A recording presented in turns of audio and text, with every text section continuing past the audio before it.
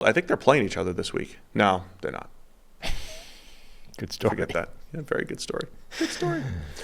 Colts are the 7 seed as of right now. Mm-hmm. They win the tiebreaker over Denver based off win percentage in conference games. Just as a heads up here. Great. Yeah.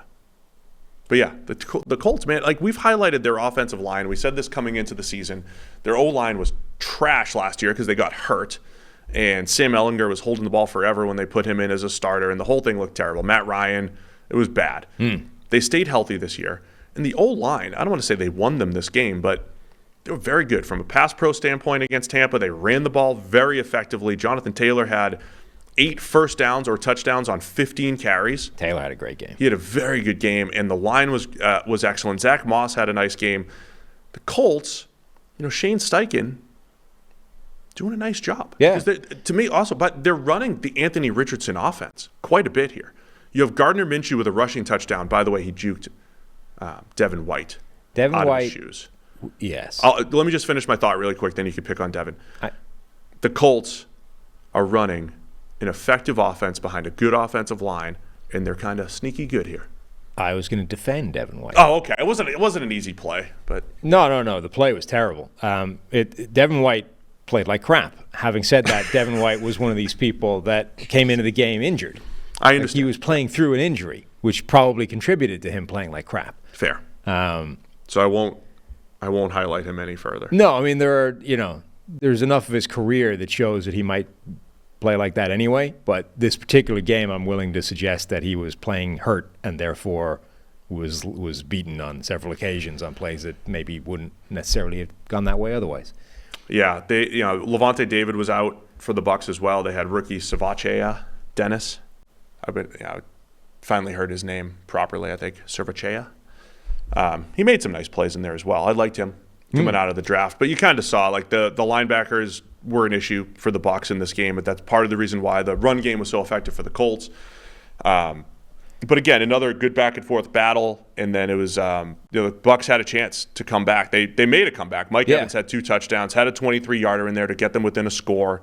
Bucs made a stop, but Samson Ebukam with the strip sack to seal the deal. Yeah, and against Tristan Wirfs. This might have been the worst game of pass protection Tristan Wirfs has had in his NFL career. Now, he was hurt. I don't know if he was on the injury report. Which isn't to say it was catastrophic, but he was beaten multiple times, including twice for sacks, by Samson Ebukam. That's not a matchup you would normally have anticipated would go in the direction of the Colts.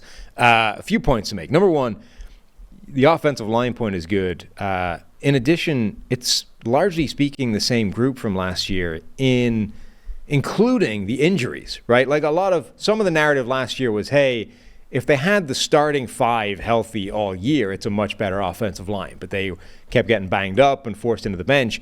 I mean, they have French Fries playing at guard center again, and it's working, right? French Fries. Yeah. Wesley French and Will Fries. Unfortunately, they line up Fries French rather than French Fries, which makes it less funny. But Arthur Smith would switch them, for a play for the humor, which I appreciate. The last thing they'll be expecting me to do is to put a center at guard and a guard at center, just so it says French Fries. Right. But they're playing well still, despite being forced into the bench again. Other guys have played the full time and been good, but that offensive line has not been the starting 5 that they would want it to be all season long, and it's still playing better. Tristan Wirfs, as I said, bad game by him. This must have been, was this the peak, the apex of quarterback moxie in a single NFL game? Baker Mayfield versus hipster Baker Mayfield. Gardner Minshew. This must have been one of the top 5 all-time quarterback moxie games. That's why it was a 1-score game. Right. It couldn't be anything else. Back and forth moxie. I mean, Baker had his Minshew has his scramble for a touchdown. Yeah, Baker had a couple. Baker had his scramble for a first down. Uh-huh. He always has 1 or 2. Trucked a linebacker at one point. Gets up, fired up, gets his team fired up. They're from a Bucs perspective, they're kind of calling for Todd Bowles here, calling for a firing. They started 2-0. They're 2-7 since their 2-0 start. And even those games, it was like, they snuck past the Vikings, which was a bit of a surprise, I thought, in week 1. They were 6-point underdogs. the Bucs they didn't have high expectations coming into the season, right? Tom Brady retired. They lost a little bit of talent, but they also still had Mike Evans and Chris Godwin as a starting point, and some good defensive players. But it's been a rough stretch here for the Bucs. So I don't know if something's coming out of this with Todd Bowles. And a lot of it is defensive as well. Like, one of the biggest problems in this game was they could not stop Jonathan Taylor, particularly late in the game. Like, the Colts were able to essentially salt this away because the Bucs couldn't stop the run game. And even though they were trying to execute their own comeback on the other side, the Colts are just chewing the clock and eating the game up.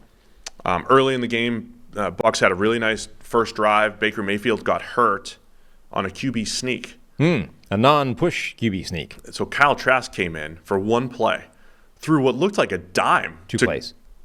Whatever. Because the first play, he threw what should have been like an interception. It was a terrible ball location on a fade to the other side of the end zone. It was like inside and low, and that was negated through something or other, or was bailed out for some reason. And then the next throw was a dime. The other throw to Chris Godwin looked like a dime, ends up incomplete. They settled for a field goal. Baker did come back in, but immediately threw an interception. So, him and Minshew traded interceptions that kind of set up the opposing team for short fields. There was also one call in here. The Colts went for it on 4th and 1, Bucs territory, but it was 4th and 1. Zaire Franklin comes in all the time, the Colts linebacker, but they had the play action and sent Mo Alley Cox up the seam. Yeah. Bucs completely bid on that. I don't want to say who, but people bid on the thing. Multiple people bid. The play action. They all bid. Yeah. All right. It wasn't just one guy. But Mo Alley Cox wide open up the seam there. That was a huge play. Colts got to Baker Mayfield 6 times, including the couple that you mentioned against Tristan Wirfs. Wirfs was banged up a few weeks ago, probably playing through injury. So, yeah, all that's adding up for Tampa Bay. And again, the Colts, if early in the year we were highlighting all of Minshew's turnover-worthy plays, like if he just takes care of the ball. Michael Pittman had a big game. He's a good move the chains type of receiver. They have the running game. They have the O-line. Defense has been solid. The Colts can be feisty here down the stretch, which is why they're the 7th seed in the AFC. Mm-hmm. All right, you're doing a good job at keeping us on point here.